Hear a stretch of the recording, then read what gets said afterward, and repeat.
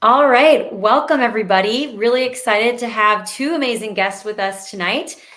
First of all, we've got our very own Dave Benner, who is managing our Twitter over the past year and one of our amazing members of our messaging team. And both he and I are very pleased to announce that we've recruited Clint Russell to join Team LPHQ. We're so happy to have Clint on the team. As everyone knows, he's a mainstay in the liberty movement.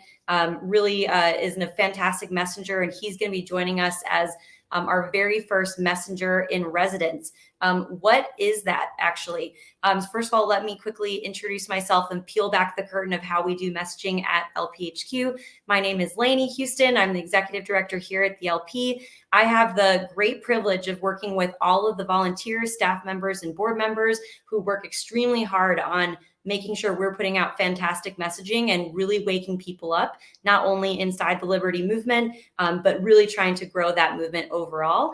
And we've got a ton of people who work on everything from Twitter to email to crafting the strategy that we're going to be doing. And they've been working really hard. We've been very fortunate to be working with a lot of influencers who will share insights and ideas on how we can be improving that messaging and growing people. And Clint is one of those people who's really stepped up and been able to help us continue to hone that messaging. So we've been really excited to formalize that relationship and have Clint be a messenger in residence. What is that exactly? In the startup world, there is this concept called an entrepreneur in residence, and it's usually works something like this. You'll have an incubator where a ton of different people are working on startups, and they're trying to make their project grow and be as successful as possible. And you'll have some experts or some veterans who've been through that process before, and they'll kind of sit in and give coaching and give advice and really dig in and mentor that group of people. And that's exactly what we're hoping Clint can do with us. We've got an amazing team, and Clint's essentially going to be a celebrity chef helping us make the kitchen even better. So really excited to have you on for the next couple of months, Clint, as we continue to work together. He's already been helping us with some ghostwriting, some content already. So really looking forward to that. And before we jump into any questions, thank you so much to all our members who've submitted questions ahead of time. I'd love to just have Dave and Clint, both of you, introduce yourselves, and we'll kind of jump into your origin stories as libertarians. Sure. All right. I'll go first. So thanks, Lainey. Thanks for having me. I've pretty much been a libertarian more or less since 2004. I randomly stumbled upon Murray Rothbard's A History of Money and Banking in the United States during a college research project, and that is how I went down the rabbit hole. I know it's kind of an unconventional entryist story, but that's how. From there, I discovered, Harry Brown, Ron Paul, all the greats, Walter E. Williams, discovered Austrian economics. For the last decade, I've contributed content to the 10th Amendment Center and Mises Institute, among other think tanks. But just really excited to be very involved in the LP and really kind of be able to contribute to where I think my whole role in this whole thing is. And it is the education and the messaging. And it's an important part of what we do. And just a pleasure to work with you and Clint and Dave Smith and all others who have contributed. So Awesome. We're so happy to have you. Clint, please introduce yourself too. Sure. I was an entrepreneur and mortgage broker after I got out of college until May of 2020 when the lockdown struck and I shut down my mortgage company. I had been fortunate and successful enough that I was able to pour all of my passion into a podcast that I started the same month. And just by the grace of God, the timing and everything else, many of my idols, my mentors, took me under their wing and really helped elevate the show's profile. And now it looks like I will be signing on with Timcast probably next week. So it's been a wild ride, but I am a second gen libertarian. My father found I don't know if it was Ron Paul. I think it was probably Mises in the 70s. I was born in the 80s. He didn't really raise me, but I spent one weekend a month with him, and we would do these 4-hour car rides out to Ridgecrest, California, because he ran a nightclub out there. And on those drives as a 4 and 5-year-old, he would just tell me about our founding fathers and how hard fought liberty was and how fleeting it was. And those lessons really, stuck with me and impacted me. So by the time I was in middle school, I already had a very strong entrepreneurial spirit. I was selling Fun Dip at like a 20x markup making $100 a week as a little 12-year-old or whatever I was, got suspended from school, was full on agorist at that point, sold pot in college, did the whole, whatever I could do. I was a hustler, baby. And, and then I became an entrepreneur and went legit and really enjoyed that. But the lockdowns just completely activated me and turned me into a very outspoken, fiery individual, which, I never expected. So here I am. Well, we are so happy to have you. And second gen libertarian, you don't hear that very often. I'm a second gen as well, and I keep hearing all around the country how rare that is. Wait, so was it your dad who became a libertarian first? What's his story? He just found. I think he just was reading. He was a voracious reader, and he found. I think it was Mises, but I'd have to ask him to confirm. What was the first entree into this worldview. And I think one of the first books he ever gave me to read was from Harry Brown. And it just vibed with me, like on a spiritual soul level. I was like, no, this is how we're supposed to live. It's just so obvious. It's basically the golden rule. Like, this is just kind of a given. And then because of my background in finance and the Austrian economics schooling that kind of underpin my worldview, it made me a very good fiduciary for my investors, because I understood how perilous the investing climate was. So I think that impressed them, and it made me very successful. So that's it. I don't know. It's just life's weird, man. now I'm a messenger in residence for the Libertarian Party, which is just like such an honor for me to be able to help out in that role. And it's these are my people, so I'm very grateful to be involved. Absolutely. And we're so grateful that you did decide to start Liberty Lockdown. And it sounds like you really made that transition from being a libertarian to actually talking about it. And I'd love to ask you, it's had meteoric success since you started this a couple of years ago. What really inspired you to shift from being frustrated with what was going on in the lockdowns to actually talking about it and trying to make a difference? And what do you think's resonated with people so much about the podcast? I didn't really have a choice. I mean, as a fiduciary for my investors, I kind of had to shut down my mortgage company because I knew that the investing climate was so perilous in that time frame. This was prior to the massive trillions of dollars in stimulus. So I had nothing but time on my hands. I'm just sitting there like, what am I going to do? I'm completely floored at the trajectory of things in that moment. I remember very vividly, I walked to the beach. I lived very close to the beach in Carlsbad, California. And I sat on the beach the last night before the lockdowns were implemented because they were going to be shutting down the beaches as well. And I meditated, and I just thought, like, what the hell can I do? And podcast was the only thing that came to mind. So I started it, and I was anonymous on Twitter. I had like 1,000 followers or something. Maybe even less. I don't even know. And then I just kind of grew it by inviting, people that I looked up to onto the show. And then I guess enough people liked either the questions I was asking or the angle I took on things. And I think that kind of my niche of having real world investing and economic experience gave me kind of I don't know if it's a competitive advantage, but it differentiated me slightly. So It's been amazing. Yeah, certainly. And one of the things that we're going to be doing with this Messenger in Residence program is, of course, Clint has so much to offer in all the ways that we can be thinking about reaching people and talking about, any topic under the sun. But in particular, we're really excited to hear you, give your expertise around investing, economics, real estate. And I know you have a huge passion around foreign policy and ending the wars, right? So it's been really great to have you there. Speaking of which, tonight we've collected a lot of questions. We welcome anyone to continue to reach out to us at info@lp.org if you have any further questions about messaging. The biggest one on my mind is, who else would you like to see join the bench as a messenger in residence? Really excited to have Clint as our first one. We, of course, have worked with lots of influencers. Dave Smith was on our original team, and we worked with a ton of people, but we're excited to add a lot more, and we want to hear from you guys. Who else you'd like to see joining Clint? And on that note, somebody who works incredibly hard to keep everything going on top of all of his responsibilities and everything he does for us at LP National and in Tennessee is Dave Benner. And Dave, I see you doing this day in and day out. You could talk about anything under the sun when it comes to libertarian philosophy. How do you go about choosing what it is we could message about that day or what our priorities are. And it's obviously a big team effort that goes into that, but you put a ton of time into it. How do you decide that?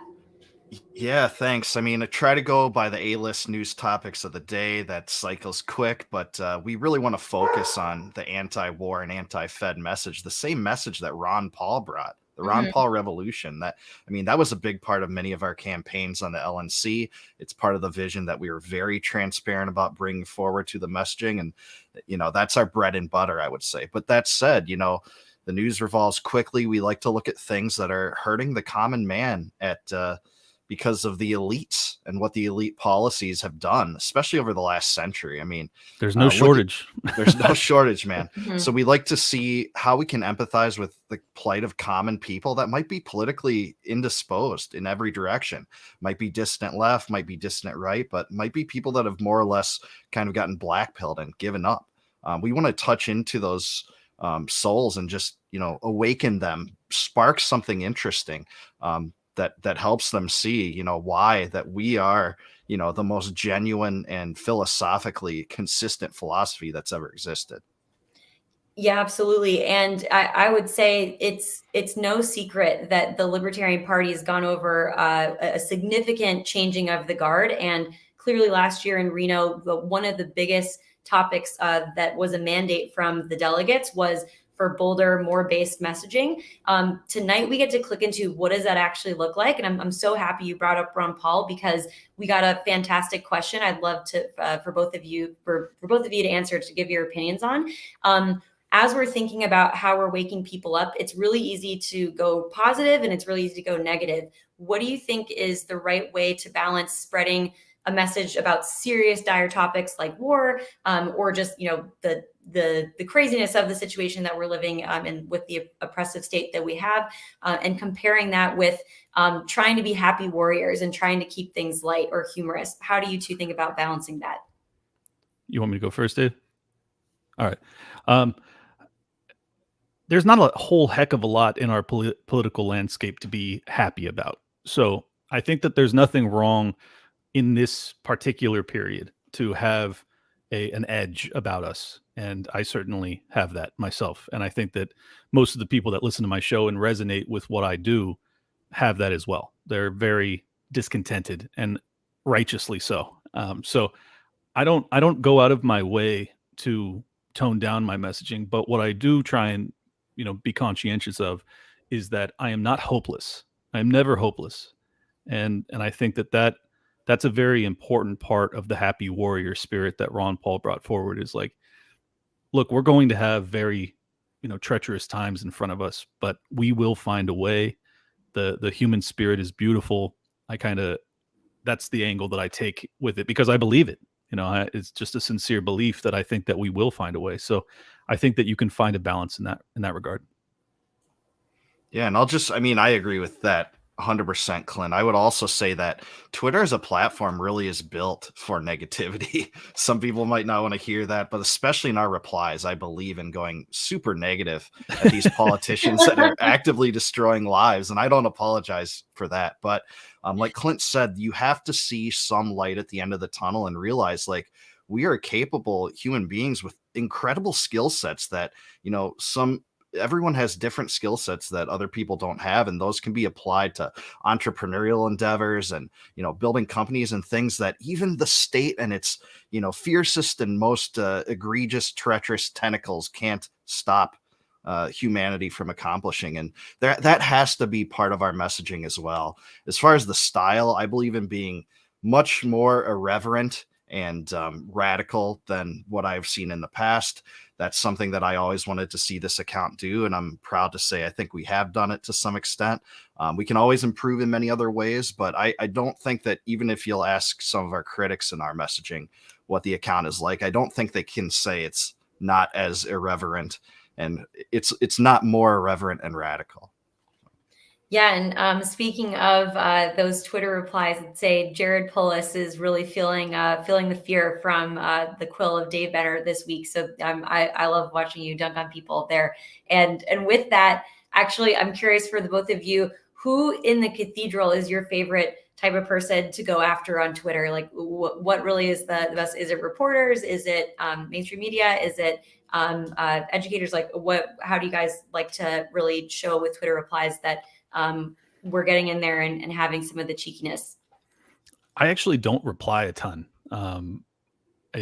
I used to. I will occasionally quote tweet to try and draw attention to the fact that I'm dunking on somebody. But it is fun on the rare occasion where I get really fired up. I might leave something pithy to try and ratio, one of our corporate overlords or one of our political overlords. So, I enjoy it, but it's just not my focus. I try and make my messaging about me or us, our belief system.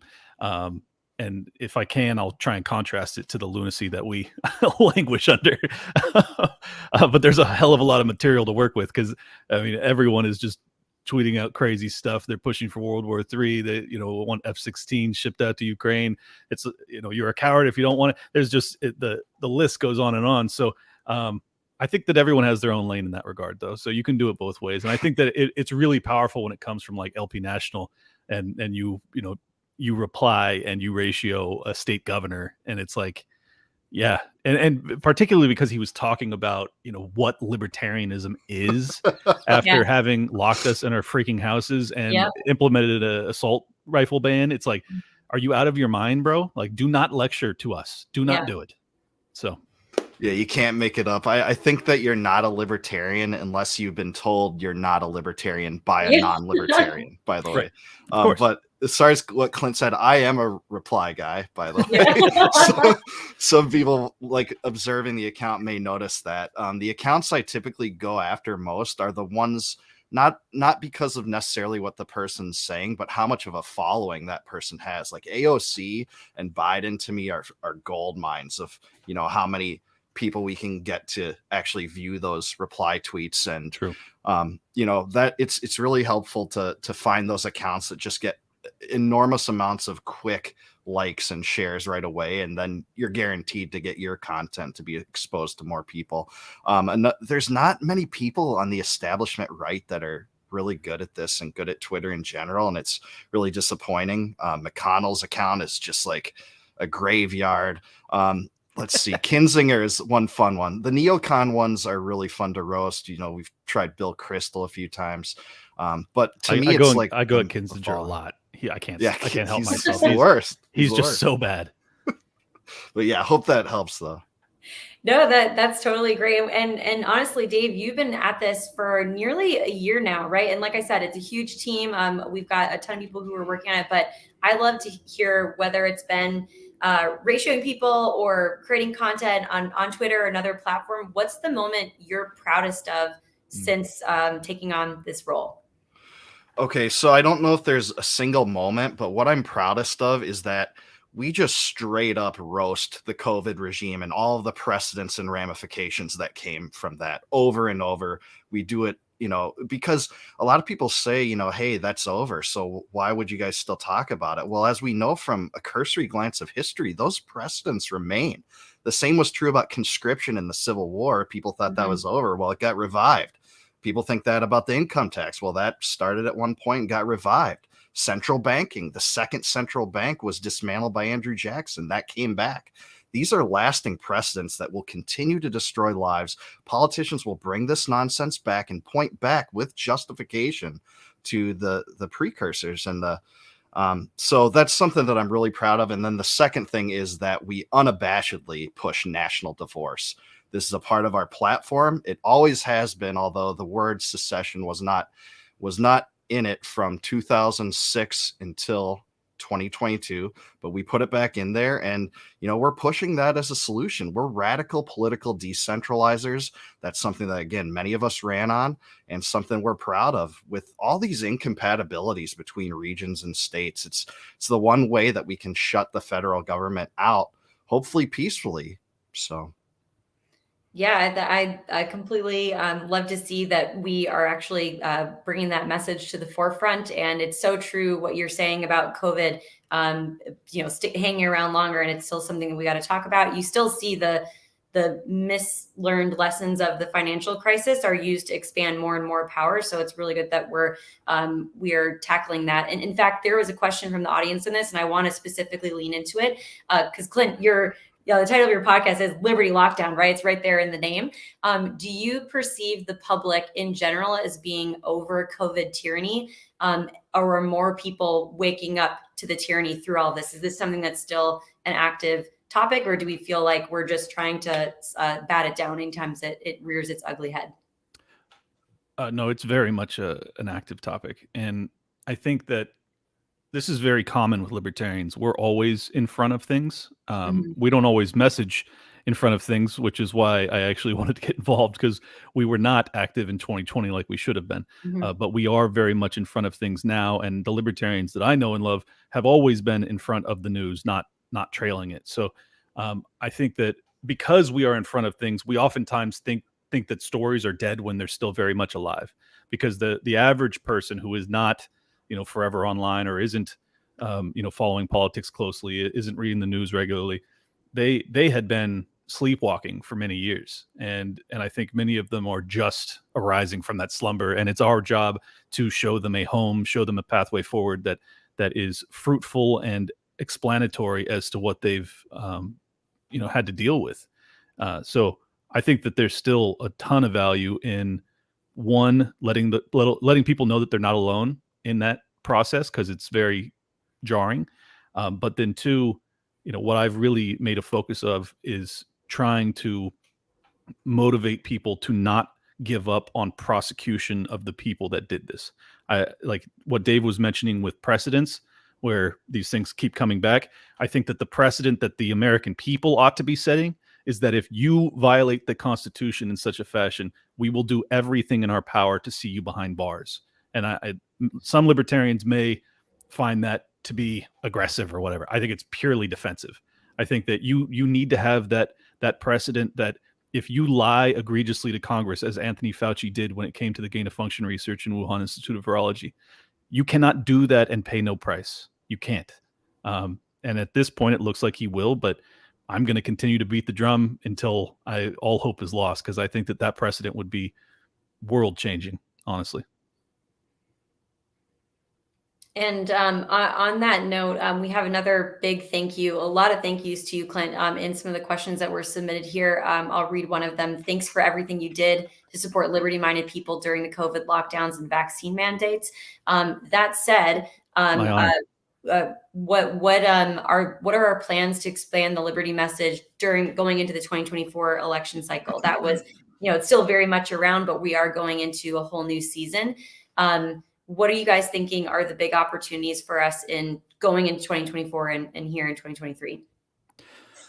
I think that there's the corruption is just really being uncovered, like month by month, basically. Sometimes day by day, we get more evidence to prove, some of the conspiracy stuff that we were pushing years ago is in fact true. And we knew it was true because we were reading, like primary sources and stuff.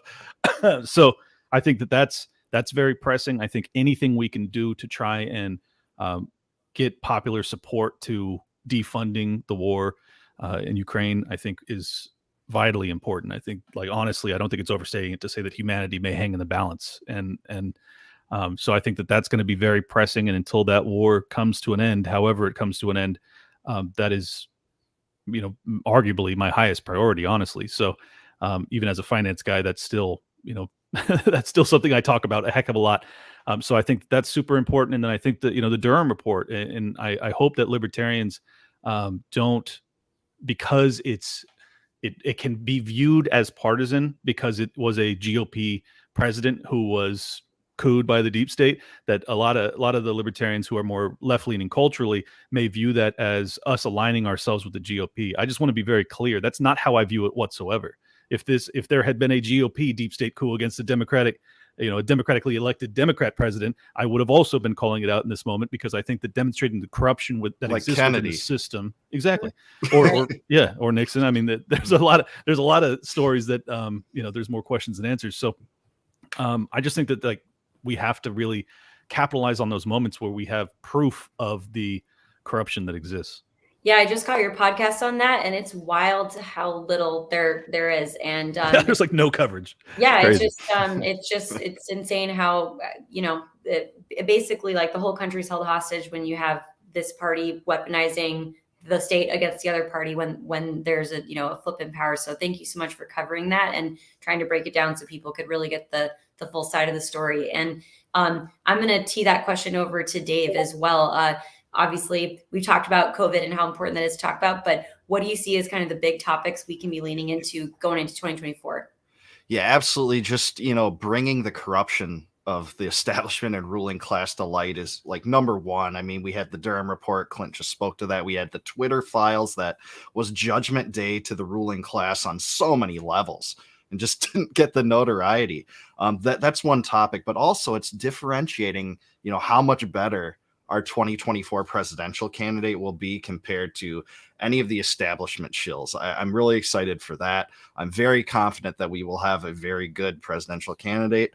And also, not just necessarily a presidential candidate, speaking of how, our local elected officials and our local single issue coalitions are pushing nullification on a local level, because there are tangible things that are in the works. And I won't tease some of them. I know Angela has some kind of queued up for this summer that we're going to be really focused on. But some of those things are going to be incredibly important, whether it's, right to try legislation or setting up gun sanctuaries or defend the guard. We need to keep pushing all this stuff at the local level, because we sure as hell are not going to change Washington and the state it currently is at. But locally, you can do a lot in your communities by pushing back at the higher levels of government and just having really based sheriffs and city councils that say, we're not going to allow you to enforce this stuff in our territory. Yeah, absolutely. And we do have an amazing Liberty sandwich of messaging at the top and a lot of amazing stuff going on, coalitions, nullification, and local candidates at the bottom. With that, I think, I've gotten more involved in politics, just like you, Clint, starting with the lockdowns. And I think as just a general citizen, we tend to think of elections as happening in the even year, right? It's 2024, it's 2028, 2020, 2016, et cetera. But when you look at it, so much conversation around the direction of the country actually happens in the year before. And that's exactly the one that we're in. One of the biggest moments that really surprised me, and I think it caught a lot of people and woke them up, was when Tulsi Gabbard called out Kamala Harris during the primary season. So question for you guys, maybe we'll start with our reply guy, Dave, here first. What do you think the party can be doing?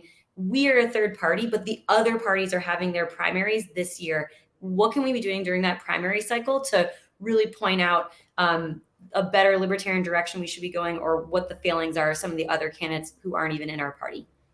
Really exposing both to the left and the right how hypocritical both can be, even from those terms, right? So for the left, it's roasting politicians that think it's really based to talk about, medicinal marijuana and say, hey, the whole drug war is destroying people's lives. Why in the world would some of this stuff be criminalized? Why are you throwing people in cages for nonviolent offenses? For the right, it could be stuff like, people would want to support red flag laws. I've seen, Bill Lee, DeSantis has supported red flag laws. Just coming out to a more libertarian oriented philosophy on that, say, hey, if you're the party of gun rights, you cannot be supporting red flag laws. It's just a duplicitous way to circumvent someone's due process. Things like that. You see RFK exposing the Democrats like crazy on all sorts of issues right now. So it's kind of, being that distant side of each, but in a libertarian context, I think. Yeah, I'll just add that I've had many threads and singular tweets that have gone viral where it's always a compliment and critique sandwich, because I think that because we live in such a polarized political environment, oftentimes people are very much entrenched in their camps, and they take any sort of critique of their favorite politician as, an attack on them personally. So I think that that's the one angle that I'm able to get through that shield, that force field, is because I am always telling the truth about their records. I'm not making anything up. So I'll bring up the fact that Donald Trump he sent billions of dollars worth of weapons to Ukraine in 2017 through 2019. So like that's just a fact. And if you oppose the war in Ukraine, you have to face that was an escalatory decision that he made. Now, then I'll sandwich that with he did it because they were cooing him with a lie about Russian collusion, and he was trying to look tough so that he looked like he wasn't in the pocket of Putin. So that's how the GOP can now hear me and go, okay, this guy doesn't have Trump derangement syndrome. He's just really against the war. So am I. Maybe like even if they are going to still vote for Trump, they're going to view him now as flawed, or at least maybe demand of him that he explain why that happened. So I think that those are all things that we can do. And it goes, both ways, where you can actually wake people up by just being honest, because there's so few honest actors in the political sphere. Yeah, absolutely. And I'm really excited to see what we've got in store. And one of our next questions here was super interesting because so much of the conversation or messaging has been about what we've been doing now versus recent years. I want to take it back, several years before that. We had a question from one of our members about what is the biggest difference between messaging now and messaging 20 years ago in 2000, 2001. Any thoughts from what you guys have seen coming up? I don't know what our messaging looked like in 2000. I'm sorry. Dave, maybe you know? Does anybody know?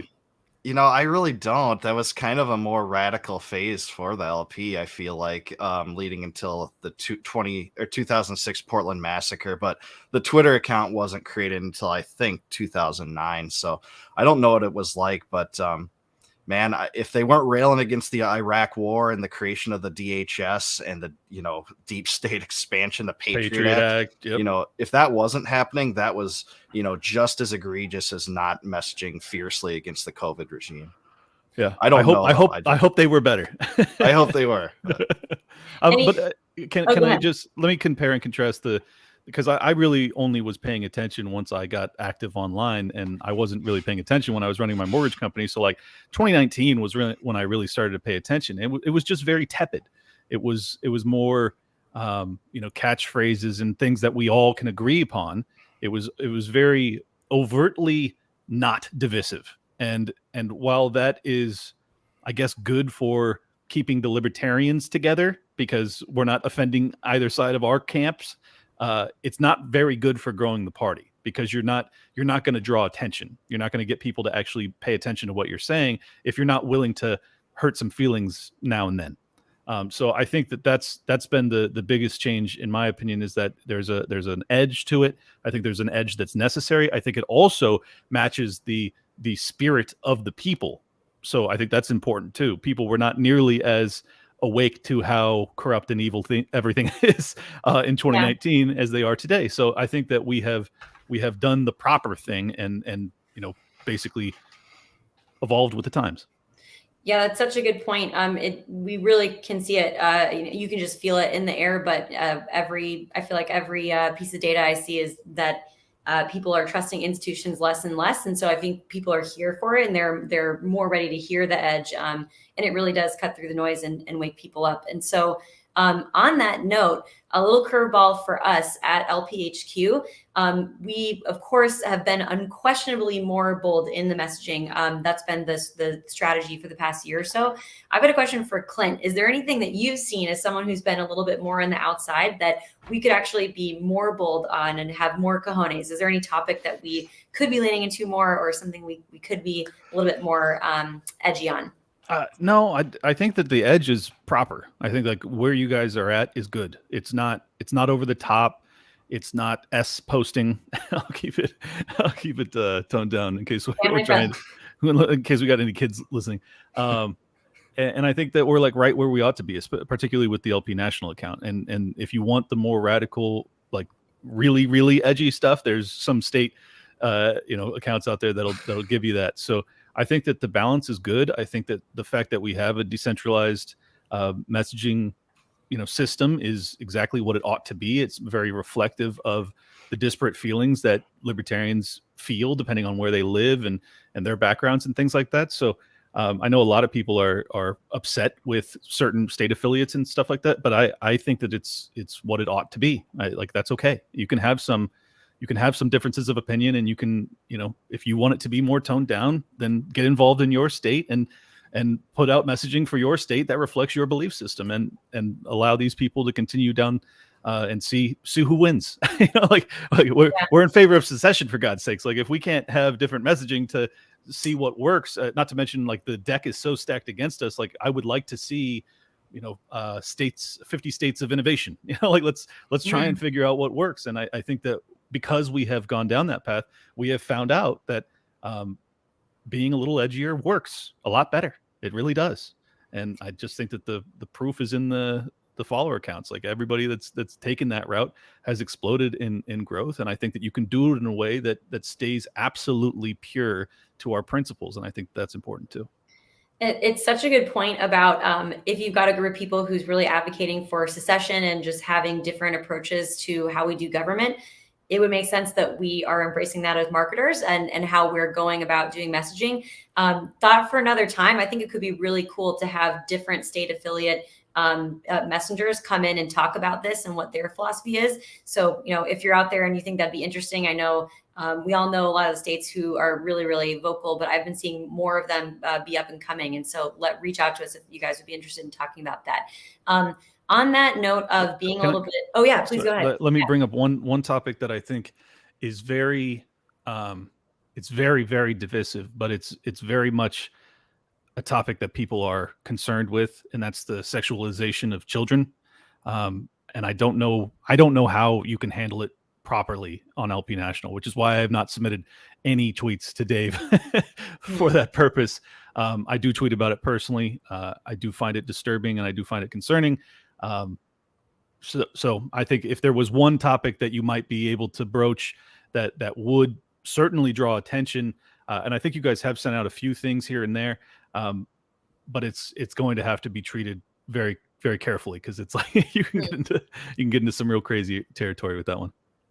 I definitely think parents want to know not only what kind of messaging there is, but what is it that they can do personally, and how it is we're getting involved in that topic. And so maybe again, like this is one of the whole points of this program is, I think more than any other movement, libertarians are all really sound on the philosophy, like they know their talking points. So it's great we have a huge bench of people we can be putting in to talk about things in general. And the way we're going to get even better at our messaging is by honing in on people who can specialize in topics and having experts. So also, if anyone is seeing someone out there who's really nailing a topic, especially this one, it's very nuanced. We'd love to hear from them. We'd love to make sure we're highlighting the right content there. And on that note, I want to shift to, in terms of edginess, we don't only dish out the edginess. We get a lot of questions that are repeat things that are kind of tough things for us to wrestle with. And I want to ask a couple of those to you all so we can see what your thoughts are. So somebody here is a candidate and they are frequently getting the question, if I'm voting libertarian, am I just throwing my vote away? That one's a little bit more in our classic political game. How do you think about answering something like that, about voting libertarian, not just being libertarian? Well, my approach has always been, if I live in a place where I think that, first off, that my vote will really potentially change the election, I'll give it far more consideration as to whether or not I want to vote for the duopoly candidate that I find to be better, whichever one it is. But I got to be honest, every time I walk into the polling booth with that mentality, I'm pretty sure I have always voted for the libertarian. So I think that if you just present it to people like that, go like, look, how many times has an election actually been swung on a singular vote? If you want to go out there and tell everybody, hey, I'm voting for Trump, I'm voting for DeSantis, I'm voting for Biden, fine, say it. But then when you get in that booth, do what you think's right. Like, just do what you think's right. It's not going to change the outcome. I'm telling you, your single vote's not going to change the outcome. So that's been my angle. That's always been my approach. It may not be a broadly successful messaging tool, but I think it's true. So that's what I go with. Yeah, I would confront it from two different angles. The first is that if you believe two candidates are almost utterly indistinguishable, the biggest wasted vote is to vote for one of those two candidates, to me at least. And then the other one, presidential elections, we have an electoral college system where only technically 535 people vote. A lot of people might not know that. That's the electoral college. And even in individual states where the popular vote is that party is granted those electors, technically every vote in excess of whoever wins a plurality of those votes is a wasted vote. So in terms of voting, I actually don't always vote personally, and I don't have a problem with people that don't vote, but many of our party members do.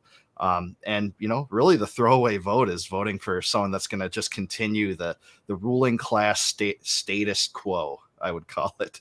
So yeah, I think the real throwaway vote, just as both of you have touched on, is not what you do in the privacy of the ballot box. It's everything leading up to that, right? Having the conversation and really pushing for better candidates, making your voice known, and backing people who really do stand for your values, right? In advance, like that, all of that lead up to the election, that helps influence, where everything else goes as well. So I would encourage people to do that. And on that note, we do have another really good curveball question that I think a lot of people they kind of weigh in their mind. And Clint, this is particularly up your alley. So when we think about the ways that we could make America better, make our experience better here in the country, do you think our time and energy and political capital as a movement is best spent focusing on creating parallel structures, or working directly on classic political tactics like winning elections? Definitely parallel structures. That's just my opinion. I could be wrong, but I'm a firm believer that creating parallel institutions. I mean, exactly what I'm doing with my show. It's like I'm creating a parallel institution to the media. And I'm competing with them, and some of them I'm probably getting more listeners or viewers. I mean, it's ridiculous, but that's just how they're dying. And I think that's unfortunately, there's just very little opportunity at the federal level for electoral victories. So I think if you are going to vote, focus on electoral politics, it should be as local as humanly possible. I'm not even talking statewide, but like get all the way down into the county, or even in your city and city council, things like that. So mayoral races, sheriff races, like these are all things that are more winnable and really, really would change people's lives. So I think that's where, if you're going to spend it on electoral politics, that's where I would be doing it. But then I think when it comes to national politics, our messaging is far, far more successful if it is not focused on local politics. And I think people will notice, if they followed me for a long time, I do not talk about local politics at all on my Twitter. I don't talk about it on my show at all. It's too niche. It narrows your potential audience. If you have a smaller show and it's focused on Minnesota politics or Nevada politics, like, okay, like go continue on that path. I'm not trying to dissuade you, but otherwise, if you're messaging from our perspective, from LP National or from my account, it's like, no, I'm focusing big picture. I'm trying to reach as many people as possible. I want to try and wake up as many people up as possible. And then hopefully that impact trickles down to the local level and we can actually get some freaking wins at some point. Yeah. And a quick follow-up on that. In what way is the Libertarian Party, you just said essentially parallel structure, like that's the way to go. And yet you're joining us and you think this is a fight worth fighting. This makes sense to me, but just let's really spell it out for people. Square that circle. How is the Libertarian Party a parallel structure? Do you see this as having an impact that is really impactful in terms of the parallel structures? How is it that you would want to be involved with the party, but think that parallel structures are the way to go? Yeah, I actually think that the Libertarian Party kind of serves at this point, as a tool for shifting the Overton window potentially. Mm-hmm. And I think that it's highly probable that Donald Trump's rise is a product of Ron Paul's messaging and that moment and that populist energy that he kind of stirred up.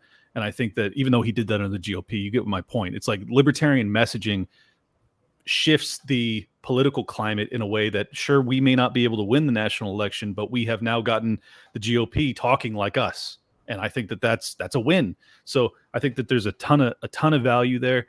And then I think that that's really, like, we have to reach people through messaging, and LP is a great vehicle for that. And even if we can't necessarily win federal elections, like that's a very, very valuable tool. There's a reason for Operation Mockingbird. Like there's a reason that they are that the Twitter leaks demonstrated that they've been censoring and modifying terms of service at the behest of the federal government, CDC, FBI, list goes on and on. Like they want to have a narrative that is set in stone and one that is full of lies. And I think that we have the capacity to fill that void with truth. And there's a huge amount of market demand for it. So that's the main reason that I'm involved with the LP. Absolutely. And Dave, you're a board member. You've been elected to help steward this organization. Same question to you. What are your thoughts on parallel structures versus winning election? And why are you involved with a political party? Sure. Well, my expertise and my passion is on parallel structures too. It's on the messaging and education, but those are I take an all of the above approach. We need, campaign managers. We need individual party activists pushing single issue coalitions. We need really good candidates. And all these things are not an end. All these things are just means to an end. We all, it sounds cheesy, but we all want to live in a world set free. We want a libertarian society. And, all these things are just paths in which to get there. And what I can tell you is that's why I'm involved in a political party. Our political party is different than Republicans and Democrats because our bylaws state specifically that we have multi-purposes. And you don't have to take my word for this. Go to Article 2 of the bylaws. It specifically says that we enter into public information activities in the last clause of that article. And I just think it's so important because I really think that the manifestation of political victories is a result of kind of an outcome of where the culture is. And we need to be driving that culture, shifting the Overton window, like Clint said. I think one of the biggest ways you can see this is, people just openly talk about national divorce now. Like I can't fathom that. I'll just tell you, 10 years ago, you would not have seen any establishment politician, Marjorie Taylor Greene, even chime in on this. But now let me throw more white pills. Let me throw more white pills. The anti-lockdown messaging. We were the first. I mean, if it weren't for us, there'd be hardly anybody that was doing it. The anti, war in Ukraine messaging. There, like the narrative. If you watch the nightly news, basically any channel, it is 100%. Fund and arm them until the last Ukrainian. It's like we have an opportunity to shift that, and we have done so pretty successfully. I have played a small role in bringing about conversations about ESG. Like that's a hugely important. It's basically the unholy alliance of big business and big government. And these are all, very pure libertarian analysis of these issues, but people don't understand them. And we have had, a real impact in terms of getting people to start to discuss these things. Also the vaccine mandates. I mean, that was a moment for us that I think a lot of people, started to pay attention because of our concerns, both for bodily autonomy reasons, but also for safety and, just health. So the list goes on and on, man. I don't think there's been a topic in the past, since I've been involved in this, that we haven't had some say in shifting or in presenting the counter narrative. And coincidentally, I think we have been right every time we've presented that counter narrative. So I think it's the value cannot be understated. Yeah, absolutely. I think this is actually an amazing place to end this. As we think about the year ahead, the next several years ahead, the Libertarian Party and everyone in this liberty movement has expanded the Overton window already. Where do you think are the biggest areas that you want to see us expanding that Overton window even further? Like, what are the topics we want Republicans, Democrats, people who are politically homeless to be talking about over the next couple of years? I think that probably next to preventing World War III, which is obviously the most pressing and important item, and I hope there's some resolution there soon. I feel absolutely awful for the Ukrainian people. I mean, a lot of people will think that because I don't want to arm and fund them, that I don't have sympathy for them. It couldn't be further from the truth. I think it's absolutely tragic. I think that the provocative nature of the U.S. empire to get us there is the counter narrative that I've been, trying my best to present, to just demonstrate that, like, it is absurd that you would have the U.S. State Department intervening in peace negotiations between these two nations when they, it's It's evil. So that, I think that really there's a huge problem with the relationship between big business and government. And if we aren't the leading messaging on this, you're going to have a lot of people, and you already do. I mean, I think that the huge reason that Marxism and socialism have become so popular amongst the youth is because they recognize that the system is corrupt and they don't have a prescription. They don't know how to fix it. Mhm. And I do. And this is why I have tried to make ESG such a big portion of my show and what I message about, because if you understand that we aren't living under capitalism, then you might come to a different conclusion as to how to fix this. So I think that that's something that would be a tremendous value if we can wake more and more people up to why this problem exists, why income inequality exists, because of the central banks, because of Cantillon effect. Like there's all these things that we can educate people on. So I hope that we can succeed in doing so. Yeah, thanks so much. And speaking of which, a messaging tip from the audience for our messenger in residence. Someone says you should change Liberty Lockdown to Liberty ESG, since we talk about that so much. We'll have to have you back on to talk about ESG. That's some of my favorite conversations with Clint have been about that. And Dave, how about for you? Where are you trying to shift the Overton window? What topics do we want to be coining and making sure people are really, really focusing on in the next 2 years? Yeah, outside of just political decentralization in general, my biggest passion is in education, the subject of education, because I'm a firm believer that if there wasn't such a big state stranglehold on the education system, a lot of the society's woes that we deal with, whether it be, the depreciation of our money, the endless wars, the surveillance state, etc., would actually come to a halt without even libertarians more or less needing to do much, because I'm such a firm believer in that competition would fix some of those things very quickly. If, the state didn't have an incentive structure to, essentially indoctrinate children into believing that the state is the solution to everything. So that's a big passion issue on my part. School choice to me is not good enough. I'm an abolitionist. I don't believe in state intervention in the schools at all. So, even like tax credits, a lot of people don't talk about like educational tax credits, which to me is like more libertarian in any way than most school choice programs. So that's an issue I'm really passionate about. I know there's some others that are. Corey DeAngelis, James Lindsay's out there. That's a really important subject to me. Can you address that on a state level, or would that require federal reform?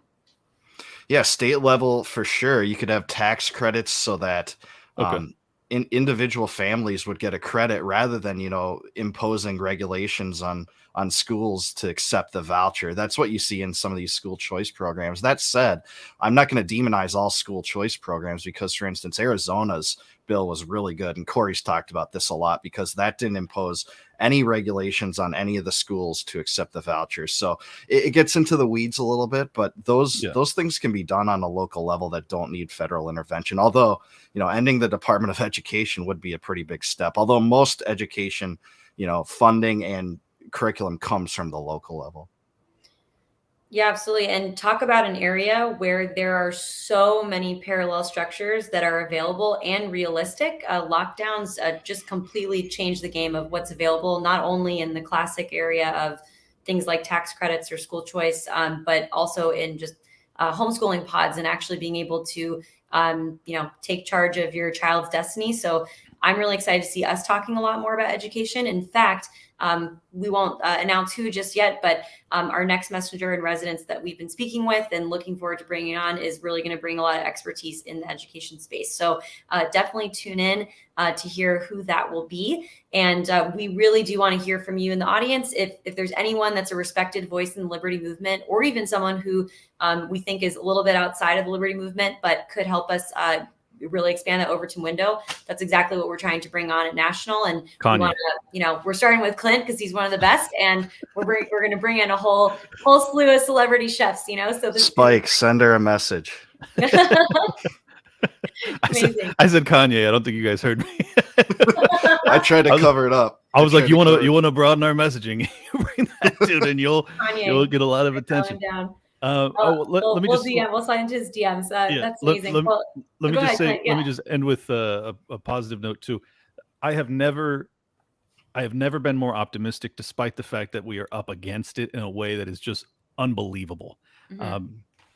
Basically, the worse it gets, the more hopeful I get, because more and more people are willing to consider ideas in a really deep way. So I just want to encourage people, like, if you are feeling dispirited, now is not the time.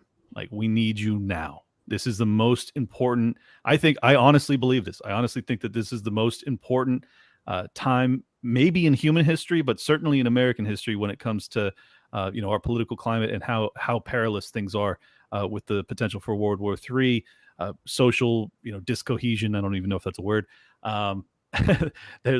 There's so many issues that people are dealing with, and the death of the petrodollar system and the U.S. dollar reserve currency status. Like, the list goes on and on. The fact that we have the innovation of decentralized platforms, including Bitcoin. The fact that we have all of these competing news organizations or podcasts. They're basically the same thing.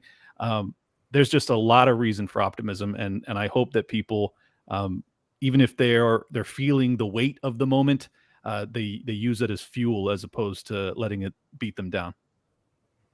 Completely. And I'll give an appeal to everyone listening too. It has never been easier to get involved. We do need you right now. Not only would we love to see people join on in formal volunteer roles, run as a candidate, etc., but some of the biggest things you can do is just have conversations, whether you're doing it in your backyard or on Twitter. I think the biggest, most impactful thing I've seen come out of the Liberty movement in the past couple of years that I've been involved in it is one person put one tweet out and it stopped COVID passports around the world, right? And that was a whole ecosystem that really rallied behind it and made that go viral. But it really can be that easy to just have the conversation, expand the Overton window. I'm shocked at how much that's changed things, and the way tech is progressing, we are more powerful than ever as a movement to be able to do that. So please, go ahead, Clint. Yeah, one more pitch. Please, if you haven't already, sign up to the Libertarian Party and make a donation. Yes. I really think that the people that I've been working with within the LP are incredible. They're true blue. They really care, and they're really hardworking. And for the record, I'm also not getting compensated for helping with messaging. I'm doing this out of my own passion, and I hope that if you appreciate the work that we're doing to try and spread the message of human liberty, that you will send a donation to help the LP keep crushing it. Yeah, please join. We're the rebels, and it's fun to be rebellious. It is super fun. It's great. And in fact, I'll do a couple of plugs, and I'll allow you guys to do the same. So on the banner here, we'd love everyone here to join as lp.org/join. Next week, we're doing Member Appreciation Week. So there's going to be a ton of really fun ways to get involved. Really encourage anyone, whether you're a member or not, you're just curious about the movement, to tune in to Angela McArdle, our chair, next Tuesday night. She's doing a state of the party. It's been 1 year since Reno, and you get to hear where we've been, where we're going, what her vision is, and what our thoughts are. And riddled throughout that, there's gonna be opportunities for people like you to get involved, so that we can make that vision even better and bring it to reality. If you like what you're hearing tonight, we really do have a small, lean, mean, fight machine crew that has now both Dave and Clint, that does social media, messaging, content all day, every day. It's a really fun group, and we are going to be having very specific positions that people can apply to. So whether you're interested in getting hired or just volunteering, really would love you all to come out and come make Libertarian Party messaging even stronger than it is right now. So look for more information coming out from the party on that and the website and email. But that is my big plug. Dave and Clint, anything that you guys want to plug before we wrap up? Just join as a member. Really beseech everyone to, especially if you're a dissident like us. We could really use the help, and you could get involved. And even if you don't have time to get involved, just getting your donation would be huge. But nothing really to plug. I'm just happy to promote the party any way I can. Really glad to be with Clint. There's so many good people in this movement that we're in constant touch with, and it's just amazing. It's really one of the best moments of my life, and I think it could be for the audience too if you get involved. I agree. It's changed my life. I mean, I'm now friends with all of my heroes. It's the weirdest thing. And it was just 3 years ago that I was fat chick in a bikini on Twitter. That's the truth. That's what I was. So it's an amazing time. And I love this movement. And I just want to really emphasize to the fact that, like, a lot of the people that have left the Libertarian Party over the past year since the quote unquote takeover, I have no ill will towards any of you. And I think that there's a huge misconception about, what the Mises Caucus, which I was part of, was about. And there's this belief that there's some sort of, racialist element within us. And I have not encountered it whatsoever. And I really think that you guys have been misled as to, what we're here for and what we're about. And, I don't even know if any of you folks will be watching, because maybe you've all moved on with your lives. But, I just think that you're wrong about us. And we are as fiery and as, in pursuit of human liberty as you guys are. So if you're still hanging on, or if you're on the fence, get back on the team. Absolutely. Please get involved. It really is in us. There's a big, one LP mission that we've got. In fact, it's not even about the Libertarian Party, but the Liberty Movement. And we need as many voices as possible fighting for that. So thank you so much, Clint, for saying that. And on that beautiful unifying white pill message, I think that's it for tonight, gentlemen. Thank you both so much for joining on. And we are looking forward to having more volunteers come join us and be on Team Freedom. Thank you guys. Have a good night. Thanks, Subscribe to Lainie. Liberty Thanks, Lockdown. Clint. We're out of here. Peace. Peace.